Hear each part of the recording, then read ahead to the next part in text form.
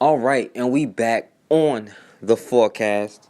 Now, so much of our blood has been shed over so many centuries. At some point, you would think we would have developed a system to protect ourselves. But over and over, we try love, we try forgiveness, but it never seems to work out for us. We are so trusting that still at this point, if somebody just makes a promise to us, that's good enough. We as a group collectively cape for other people far too much. But when it comes down to our blood being shed, all of a sudden everybody else is lost and don't know what to do. They want to help us and they feel bad, but their hands are tied.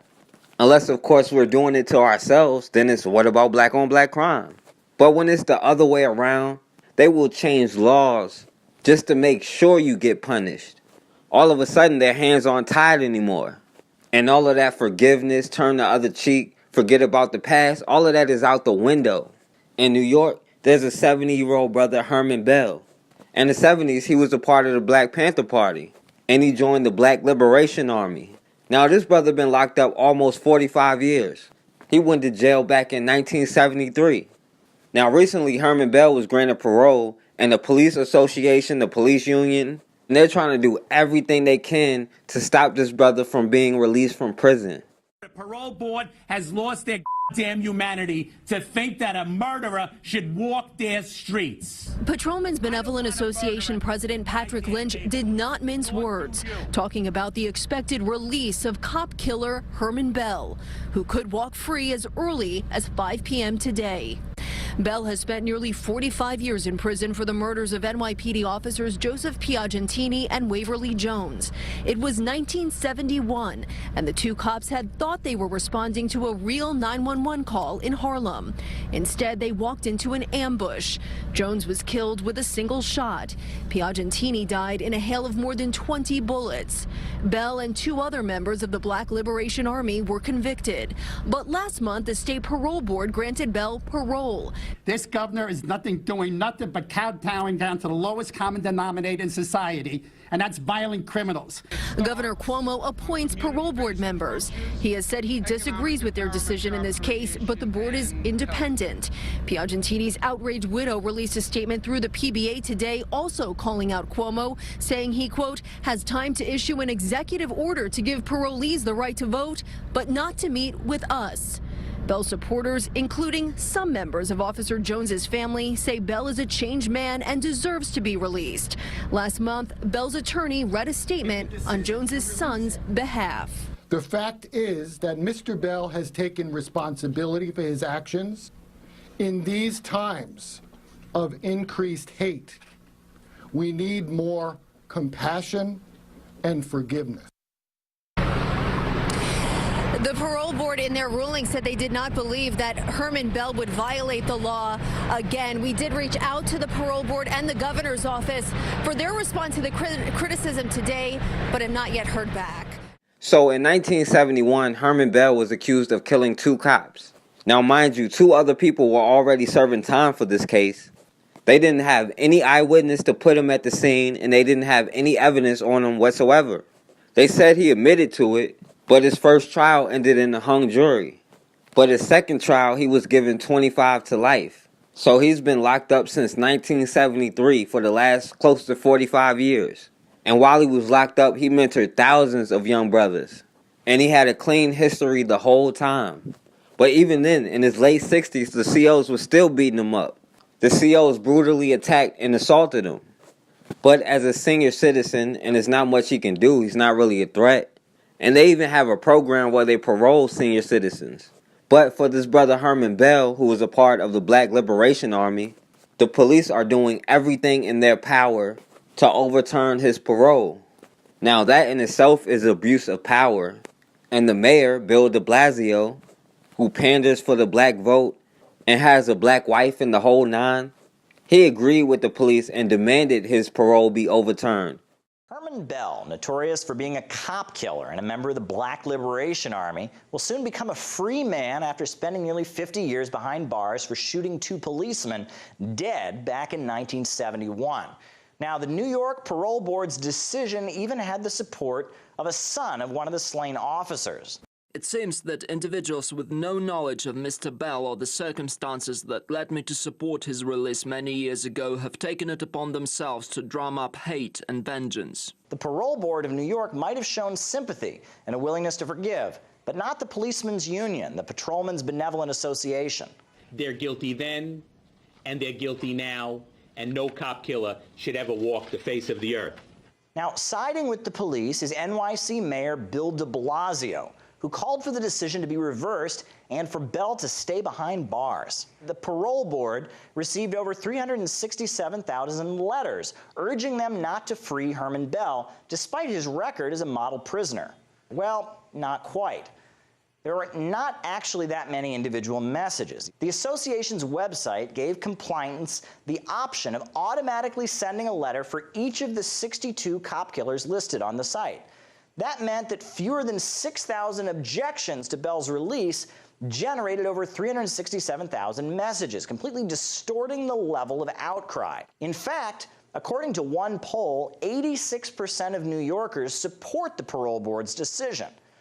We decided to talk with some former cops about the association's ethics. I can't comprehend a man who openly admitted to killing 3 cops. I can't comprehend how that person would be allowed to walk the streets. I could picture every cop out there being absolutely outraged to the point of acting on their emotion, especially in today's climate where they are so abused. Your government has turned their back on the police officers. I can absolutely picture not one cop out there not wanting 600,000 plus letters being sent to the parole board requesting this man's parole be denied. It's manipulation. That's quite obvious. You know, I mean, Herman Bell incident, very tragic incident. He actually killed 3 people, but parole is what it is. You know, we have murderers, rapists, arsonists. People are getting paroled every single day, and they're hell-bent on, if you kill a cop, they want you to just rot in jail until jail is supposed to reform people. Now, cops like to talk about the perilous situations they put themselves in and the public that they serve in order to do that. But this incident will leave some in New York questioning their integrity. Now, one of the cops that was killed was a black cop, and his son, Waverly Jones Jr., and other members of his family wrote in support of freeing Herman Bell. They said they forgave him, and they got hate for that. But it's the white cops family that's demanding blood, right along with the police union and the Patrolman Benevolent Association. They want him to rot in prison. They don't care if he's competent or not. Outraged tonight by the New York City Police Union after the killer of 2 New York cops ambushed in 1971 has been granted parole. Herman Bell, then a member of the Black Liberation Army, now 70 years old. The parole board saying he's been a model inmate who deserved freedom. The 2 murdered cops lured to the Wrangell houses in Upper Manhattan by a bogus 911 call all those years ago. Eyewitness News reporter Tim Fleischer live in Harlem with the story. Tim. And Bill, this is where those officers were murdered in cold blood. But now, 47 years later, there is, as you point out, outrage because one of their convicted killers is being paroled. The parole board has chosen to release one of the most dangerous criminals of our time. Surrounded by a blue wall of NYPD officers, Diane Piagentini and her daughters, Deborah and Mary, are condemning parole board members who are releasing Herman Bell, the convicted killer of their husband and father. They were assassinated only because they wore the blue uniform. No other reason. Joseph Piagentini and his partner, Waverly Jones, were ambushed by Bell and 2 other members of the Black Liberation Army. Jones died instantly. Wounded, Piagentini begged for his life. And this animal took his weapon and pumped 22 rounds into him. 1, 2, 3, 4. If you've ever shot a gun, you know how difficult that is. Herman Bell and the 2 others were convicted and sentenced to 25 years to life, the most serious penalty in those days. But now police and the victims' families are calling out the 2 parole board members, demanding they be fired. They've lost the vision of what's right and what's wrong. And this decision is wrong. Commissioner Otis Cruz and Commissioner Carol Shapiro, they should be fired. The parole board, considering multiple factors, wrote in part, "Your incarcerated debt has been paid to society, warranting the completion of your sentence on community supervision." I'm very troubled by it. This was a premeditated killing of a police officer. That should be life in prison, period. One of the men convicted died in prison. Another one, Anthony Botten, he is due to be paroled or scheduled to go before the parole board in June.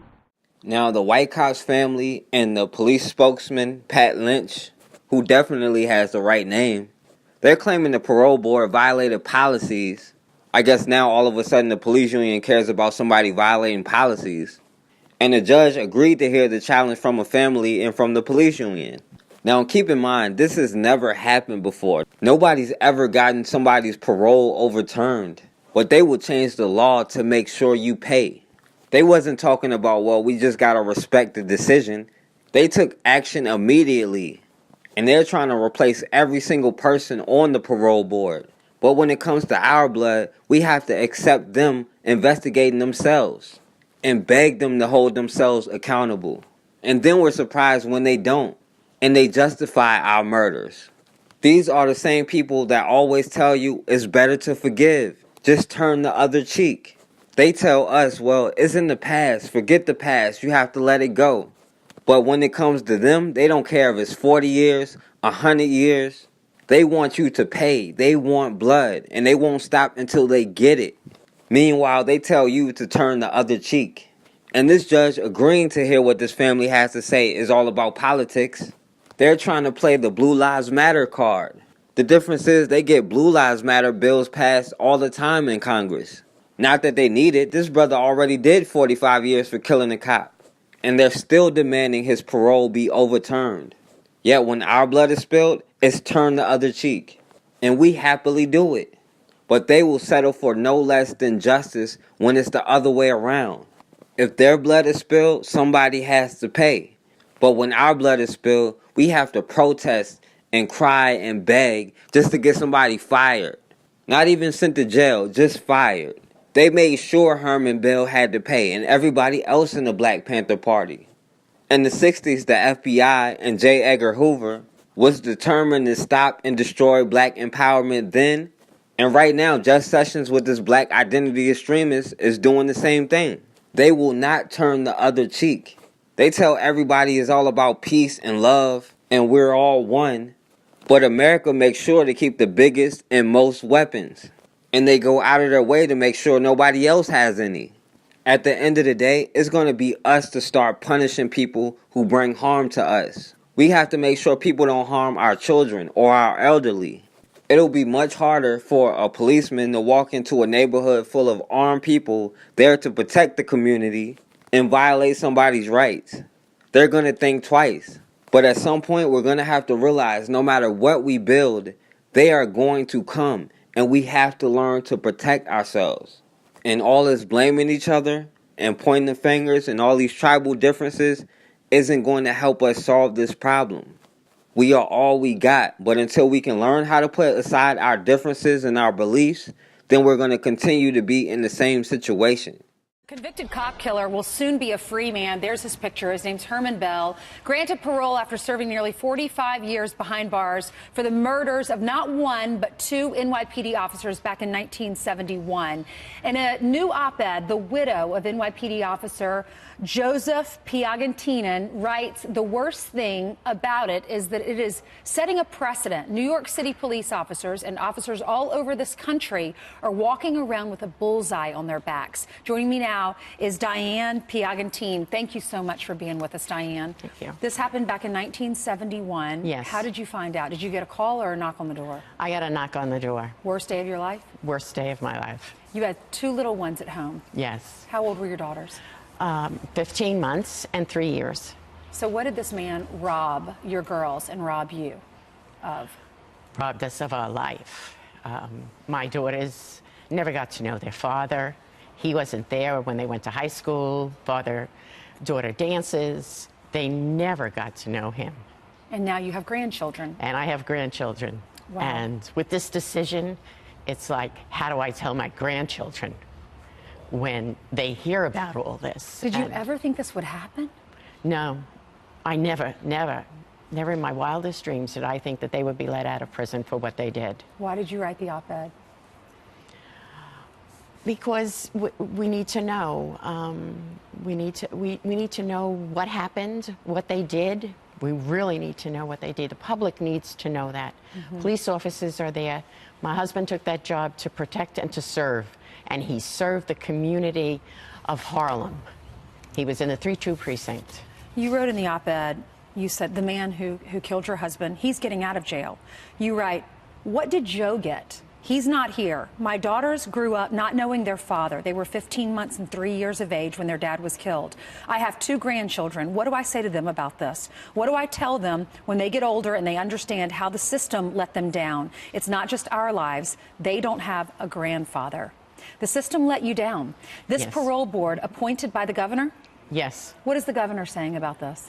Right now, we haven't had any contact with the governor, and we most likely will within the next few days or week. The PBA is trying everything with this decision to have it rescinded, and we'll see how it goes. What's happening with our country? It seems that criminals have more rights than innocent tax-paying citizens. And that's a true statement. That is a true statement, because when you look at this happened in '71. It was the first time in the history of the United States that police officers were ever assassinated.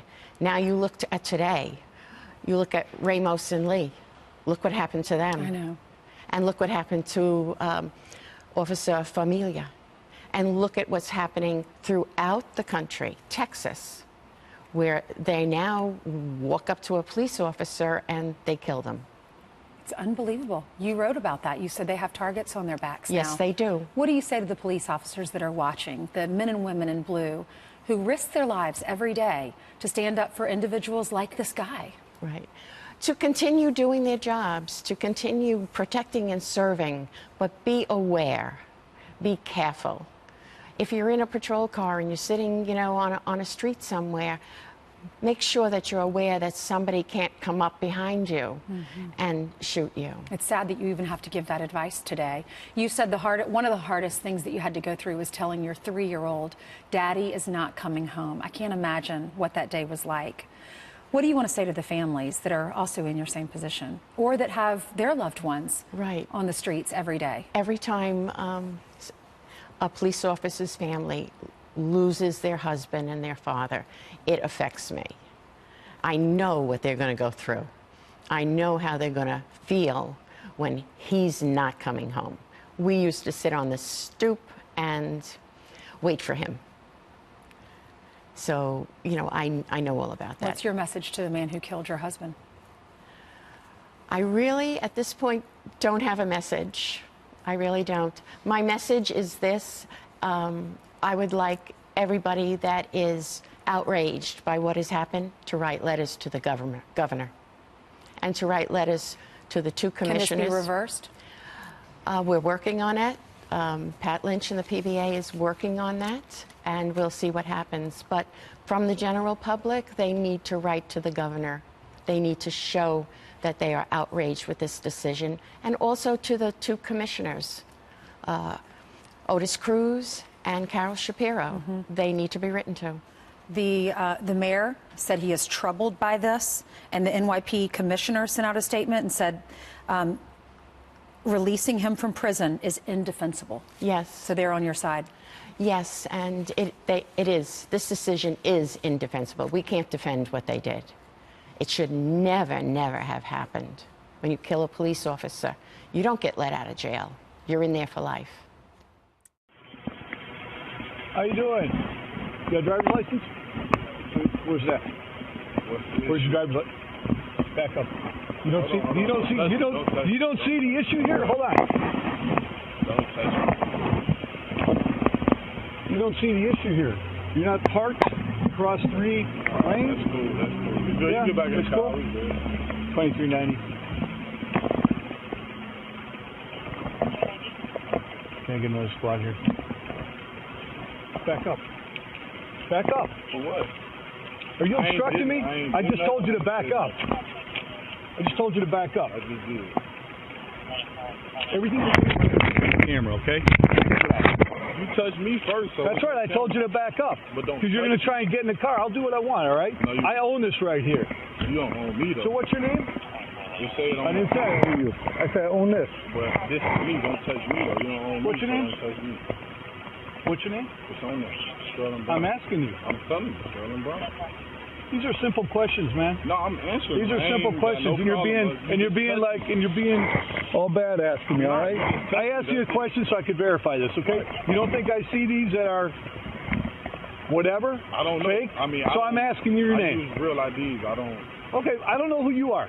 Okay, so that's why I asked. Okay. I asked for an ID. These are legitimate questions, right? I ain't got no problem with it. Okay, well, you look at me like I got something growing out of my head, all right? I'm just saying, you touched me. That's the issue. That's Right, because you got up in my face, okay? I got up in your face? Right. Really? I asked you to back up, and you did not do it. I asked you to back up, and you did not do it. You backed up about 3 inches, all right? Everything I'm doing is on camera, dude. I don't care. These are legitimate requests, all right? So, can you explain this to me? Parked across two. You have an entirely empty parking lot, and you parked across two handicap parking. Going to the Walgreens. In and out. At what time? In and out. Oh, long enough time where I sat here for about a minute and came out. I was in and out. That's it. I did. I pulled up, parked right here. I was in and out. That's it.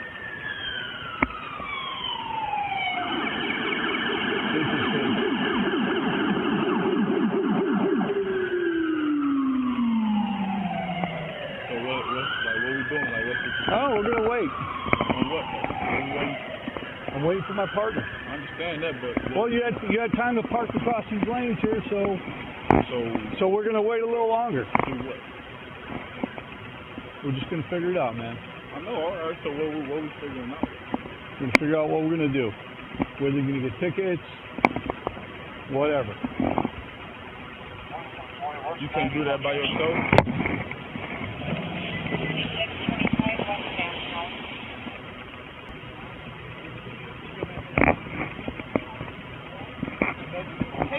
Out of your pockets now! Hold on. I got stuff in my hand.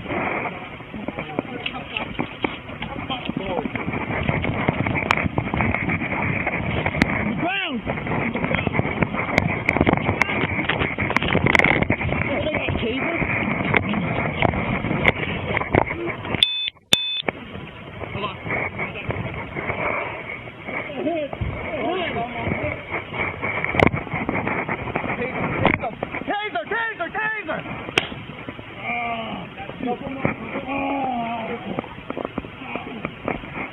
No, I didn't even get a chance. But you at the time didn't really have a reason. Right. I just did, initially, like I say, I rolled up. I was going to take a piss. I see the car parked like that. He's gone. I said, is there a reason for this? The emergency? Whatnot, you know.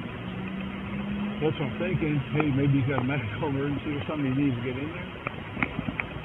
And I asked her, I said, where is he? I was inside of just a minute. He comes out and starts getting in my face. And I said, hey, back up. You want to do it? You know, same thing as before. And that's when I called for somebody else. If the guy hadn't been such a dick, it would have just been, hey, have a nice day, you know. But then I thought, okay, he's being an ass. He's trying to hide something. So I don't know. I don't know. I don't have all the answers. You initiated everything. No, you initiated everything. You initiated everything. Yeah, I did. This is, of course, a story that has been closely watched and followed over the past few years, kneeling during the national anthem. The NFL has adopted this new policy when it comes to that controversial move, rules that are leading to a brand new firestorm this morning. And just a few moments ago, President Trump weighing in with some comments sure to cause even more controversy, saying that maybe players who stay in the locker room during the anthem should not be in the country. This morning, President Trump speaking out about the NFL anthem controversy. I don't think people should be staying in locker rooms, but still, I think it's good. You have to stand proudly for the national anthem. Well, you shouldn't be playing. You shouldn't be there. Maybe you shouldn't be in the country. You have to stand proudly for the national anthem. And the NFL owners did the right thing if that's what they've done. The president's comments coming just after NFL Commissioner Roger Goodell announced a change to the league's policy on kneeling during the national anthem. Our objective as a league and to all 32 clubs, which was unanimous, is that we want people to be respectful to the national anthem. We want people to stand. That's all personnel. Since 2016, dozens of NFL players led by Colin Kaepernick, then quarterback for the San Francisco 49ers, kneeling during the national anthem as a form of protest against racism and social injustice. Among the key changes to the NFL's new policy, personnel who choose not to stand can stay off the field until after the anthem has been performed. But if anyone on the field chooses not to stand, the NFL will fine the team. This will be viewed as a clampdown. This will be viewed as the NFL attempting to gag players to prevent them from raising issues of police violence or racial inequity during this anthem space. The NFL Players Association criticized the decision, saying they were not consulted about the new policy, adding that they will challenge any aspect of it that is inconsistent with the collective bargaining agreement. Malcolm Jenkins, safety for the defending Super Bowl champion Philadelphia Eagles, tweeting, "While I disagree with the decision, I will not let it silence me or stop me from fighting." Not all team leadership is on board either. New York Jets chairman and CEO Christopher Johnson says he'll pay any fines for his players, telling Newsday, "If somebody takes a knee, that fine will be borne by the organization, by me, not the players."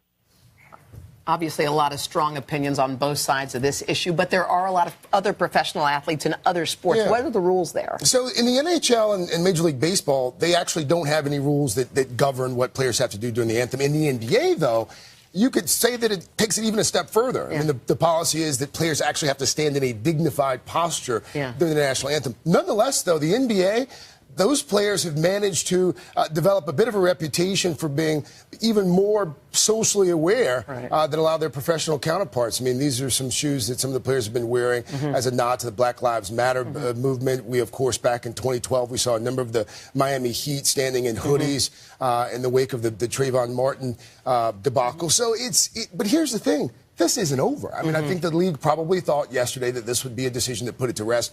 I talked to a former NFL player yesterday who has said that players are already talking about other ways in which they can protest. So we'll be talking about this for some time. As many of you know, NASCAR grew from the back roads of America's South and the bright shores of Daytona Beach, incredible place, to become one of the world's premier and most beloved sports. I love it. People love that sport. Built by names like Allison, Earnhardt, Petty, Pearson, Waltrip, this lively sport reflects our national spirit and our can-do attitude. At every NASCAR race, you will see thousands of patriotic Americans from the grandstands to the pit stalls proudly waving our flag and roaring with joy at the words, "Start your engines." And I will tell you one thing I know about NASCAR. They do indeed, Brian, stand for the playing